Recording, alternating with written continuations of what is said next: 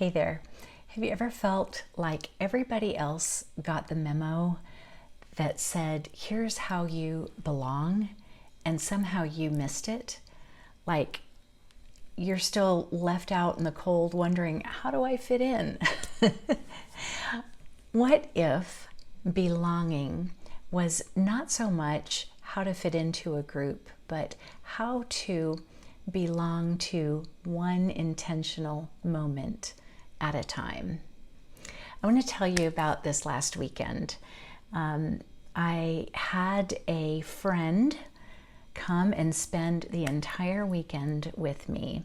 Now, my friend Beth, she and I have been friends for several years, but we've been online friends. We've emailed, texted, we've Zoomed, FaceTimed one another, and so I feel like we've known each other, but we've never really had a real, in real life experience.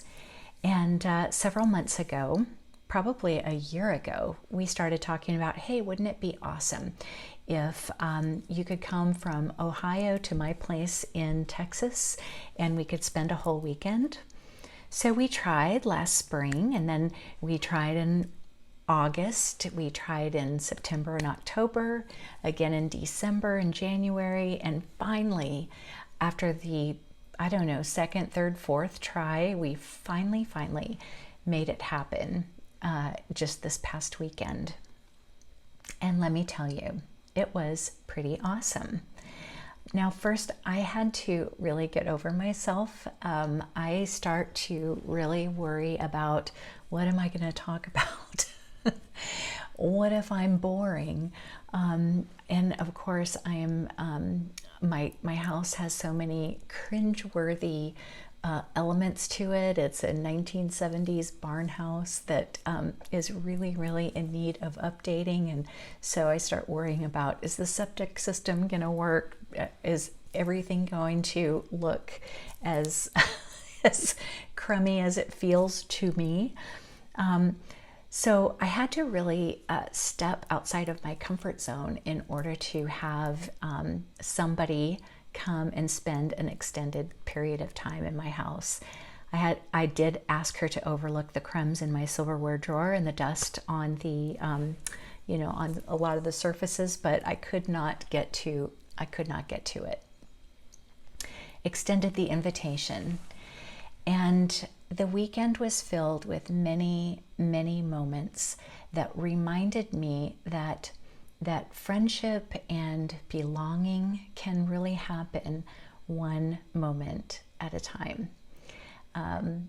We talked about families and parents and decorating and writing.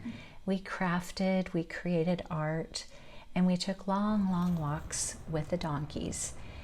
We drank a lot of coffee and ate salad. We even went to some antique stores. But each of those moments in and of themselves was really special. And it reminded me that I don't have to make a big, grand gesture in order to have meaningful experiences with another person. I often think that belonging is something that you do in a big, giant group. And what I was reminded of, and what I want to encourage you with this video, is to simply extend an invitation to one other person. And it can be a small gesture, just something like going to grab a cup of coffee or tea, or sharing a loaf of bread with someone. If you are a crafter, why not invite someone to sit and craft with you or learn how you do things? I love my mixed media work, and you know that I've been picking that up again, and so I just said, all right, here's all the stuff, dumped it out on the table, and we had a grand old time. Each moment felt intentional without feeling pressured. And that was my takeaway from the weekend, was that there isn't pressure when start over, when we release ourselves from the pressure of performing and having to have everything, laid out beautifully and perfectly. And when we want to impress people, that's when we keep others at arm's length.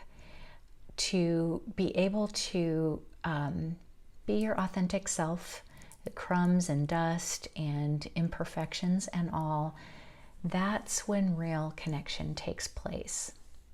So what if belonging isn't as complicated as we make it? What if belonging is simply extending an invitation to an open chair, to a pocket of time, or sending a text, or inviting someone along on an errand with you? I think that we all get so busy and wrapped up in our lives that we assume that other people are busier than we are, and they've got all their friends and they've got all their busy things that they're doing, and who would want to spend time with me, right? It turns out that actually connecting is what makes life feel good. And each time I have reached out and on that third or fourth or fifth try made the connection, it has been something really wonderful. So my challenge this month of February, where belonging has been my intention for the month, and I've wanted to share that with you, the challenge has been to step up past the feelings of inadequacy and loneliness and the feelings of like just not really knowing where you belong, and one, being comfortable with who you are and where you are in life, and number two, simply extending an invitation to open up your own life to another person.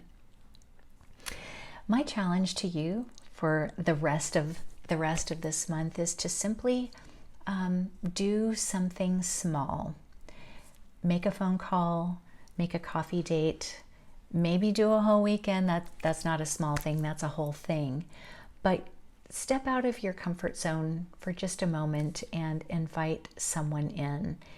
If you have been waiting and wondering how you can fit in, or maybe you're intimidated by what you see on other people's Facebook and Instagram, realize that you're doing what we all do, and that is comparing our insides to other people's outsides. And of course, we never ever measure up. When we allow someone else into our lives, we discover that there is a deep connection and a bond that can happen, not by having to be perfect or have it all together, but by simply showing your humanity and allowing the other person to be part of that. Belonging is so much simpler than we have made it. We have overcomplicated and made it harder than ever to find a way to fit in. And really, in reality, it's not about fitting in at all. It's simply about being the one to open the gate and saying, come on in, be part of my life. Here's what I am, take it or leave it. But it's good stuff. I hope you'll take up the challenge, make a phone call, write a text, offer an invitation, pull out a chair for another person. The rewards are so worth it. And in the end, we are reminded that we need one another and we need to belong to each other.